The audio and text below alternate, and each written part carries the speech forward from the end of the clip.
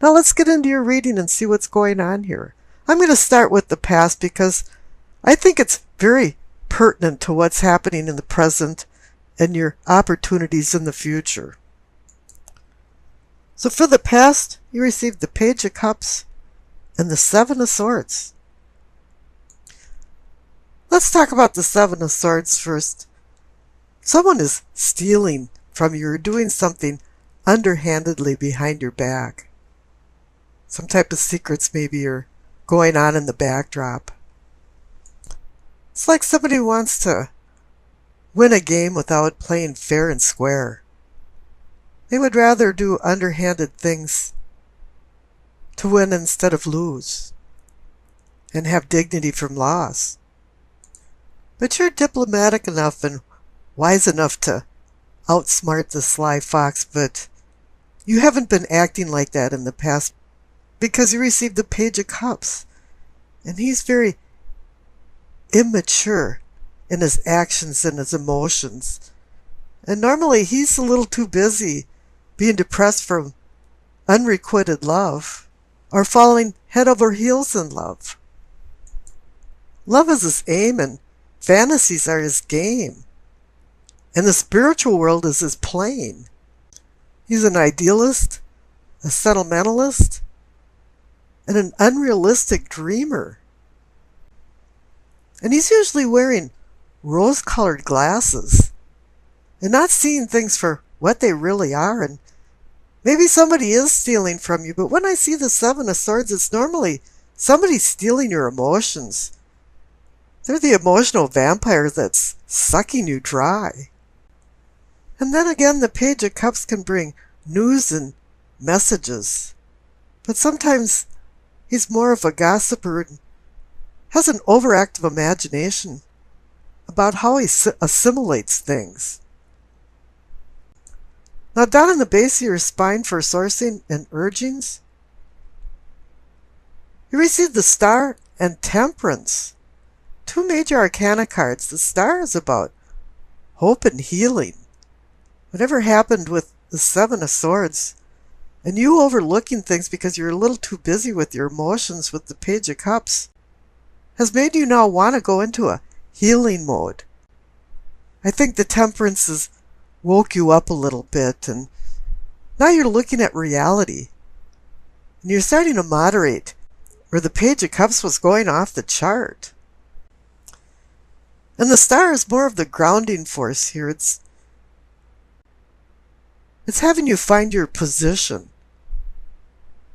in your little microcosm and on the earth. And the Star also has you find your position relative to the celestial stars that are constant and fixed. This is a time for you to review where you've been, what you're doing right now, and where you want to go, and what's your purpose in life, and what will make you happy. And this is reinforced by the pelvic and sacrum for awakening and arousing. Receive the Two of Pentacles. Any two is a decision card. Balance, partnership. It's time to make some decisions, and you're juggling these decisions around, and it's time not to drop the ball while you're juggling. But the clarification card is the Eight of Wands. The card of sudden change, or maybe it's just sudden decision. But the Eight of Wands can also be a message or some type of news. And that can be connected to the Page of Cups too. So it seems like you've been juggling some ideas around and you haven't been quite sure of what to do, but maybe the universe is making the decision for you, and very quickly. Now up above in your solar plexus, you receive the Ten of Pentacles, the card of contentment and satisfaction. It's usually considered the retirement card where you have the luxury of comforts, but not all of us are in retirement age, and it just says you are content and satisfied. You might not have all the luxuries, but you have enough that make you comfortable. And the clarification card is the Six of Wands. It's saying that you were a victor in some type of contest or competition, and you're doing your honor lap where you're being recognized for your accomplishments. But gravity always pushes you back down to earth, and it's time for you to humble yourself and go back to your regularly scheduled program. It's time to take on more responsibilities, because the center card for the heart of the matter is the King of Swords. He makes rules and regulations, verbal and written, for civility. He makes structure and organization. All of a sudden, you're taking control of your life. You had to make some decisions, and I think now the King of Swords is making these decisions for you. He's standing behind and watching your back. Now the clarification card is the Six of Swords. And it's a moving on card. It's going from tumultuous waters to more tranquil waters. And this has the same theme as down there in the throat for communicating and teachings. Receive the Chariot. He's about moving forward. The whole card is about motion. And it's also about self-control.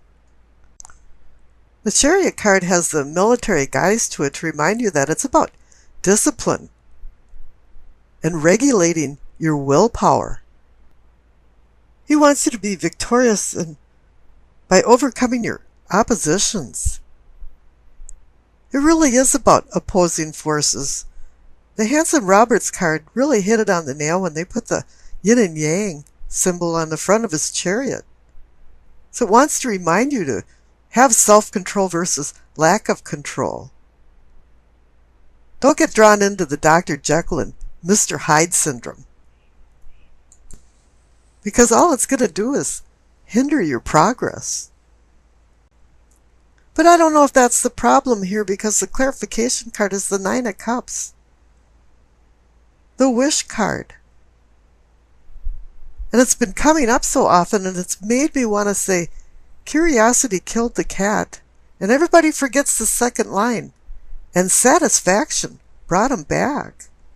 And the Nine of Cups is about satisfaction, contentment, happiness. And this contentment is reinforced by the card up in the third eye for seeing and envisioning as the Empress. She's the Mother Earth, the Alamata, the nourishing mother of all, and symbolizes fertility and creation, love.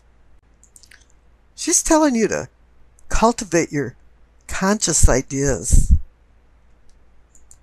and enjoy what the material world has to offer. But before you do that, you have to go with the clarification card of the Hermit. He's indicating that you have a desire for change in your unconscious inner self before you start enjoying the conscious foreself. It's time for you to go on a soul journey of self-discovery. You're seeking guidance from his staff and wisdom from the light in his lamp for enlightenment. The funny thing is, at the end of your hermit journey, you realize that you knew the answers all along to the questions that you were asking. Now up above in the crown, you receive the Queen of Pentacles. She's about practical matters. She's a pragmatist. She's got a grip on reality. And this is good because the clarification card is justice. And when justice shows up in a spread, it normally means something's been out of balance. Now with the Queen's practical stature, she's the one that can put things back into balance and into equilibrium. And perhaps whoever's been stealing from you down there with the Seven of Swords is going to receive the sword of accountability from justice. Now, justice can also be about legal matters, contracts, negotiations, agreements that typically are going your way. But whatever it is, your past actions are connected to your present state of affairs. Now, we've discussed the past, so let's skip over to the future. And the main card is the Three of Wands. Yeah, Wands is fire energy for Aries. And now you've got your shit together. Things are working out well for you. Three of Wands is a card about movement. You've made some plans and now you're making these plans a reality. And the clarification card was the Hierophant. You might think that's a funny place for having somebody that represents traditional religious teachings or beliefs. But maybe now you understand the beliefs that you have. And you're fueled on some types of truths. You're no longer back at the Seven of Swords and somebody's stealing from you, and the Page of Cups where your head's in the clouds and you're in fantasy land. All of a sudden, you've accepted what the truth is. So you can go forward with the Three of Wands with the plans that you've made. Let's go back to the Seven of Cups. That's really splayed energy. It's about a difficult decision or decisions. But it's in an atmosphere of chaos and illusion and fantasy. Wishing is one thing and making it come true is another. Each cup holds pleasures and treasures, or disenchantments and disappointments. The enticement of so many choices has your head spinning. And there's also a temptation involved in this cup about sexual and emotional folly, which is extremely strong and drawing you towards it. And you have to get out of your kind of day trip or fantasy land and start separating real from imagined. And so then it comes down to which cup will you choose and which cup will you lose. And the Two of Swords, as I mentioned, also is a decision card, but it's indecision in the face of opposing forces. And right now you're at a crossroads of a very difficult decision. You know, all two cards are about planning and decisions, balance and partnership. And in this instance, confusion has set in and you don't know which way to turn. There's challenges and obstacles laying ahead, and it's discouraging, even for those with a strong disposition. It's time for you to do some soul searching to find a resolution to your particular dilemma. And you know what, you have to understand too that not making a decision is a decision in itself, and at times the cosmos will take a handle on things and make one for you. And this might not be to your liking. Now the Emperor is about overseeing organization, structure, and responsibility with rules and regulations to manage his empire. But in this instance, the Emperor personifies you because Aries rules the Emperor card. You'll see rams on the armrests of his throne. The Emperor symbolizes power, leadership, authority, and vigilant governance. Decisions are made in his chamber with logic and reason. He leaves the emotional decisions to his soulmate, the Empress. He's like a CEO of a company, all the way down to the patriarch of a family. And he's here to assist you in running the microcosm of your personal empire. And he's here to assist you also into making good decisions, logic and reason-based decisions. Okay, and then the 3 dice down on the bottom, you receive Gemini, Saturn, and the 8th house. Connecting the dice right away to the cards says to me that all roads lead to Rome, or more precisely to the Emperor. He's the key to this reading. You know, the 8th house brings in the idea that death and taxes are the only thing you can depend on in life. However, with the 8th house involved in it, you got your hands in the cookie jar of joint finances and other people's money. Initiatives and discipline hit the forefront. The combination of the cards above and the dice indicate that you will find new and exciting ways of conducting old mundane business into prospering new business affairs. That is if you're not turned off by listening to other people's opinions and indulging in self-justification to sway personal interests into your favor. Then all bets are off. Diplomacy can be really sweet and also your ticket to success. Although solutions to pending problems must be based on the value of your product or the usefulness of your service. Intellect will be strong with heavy emphasis on details of legal contracts and agreements as well as the sciences for some reason. Candid words conveyed to you are spoken by you, set the stage for establishing priorities. Disturbing dreams bring spiritual insight from astral projection encounters.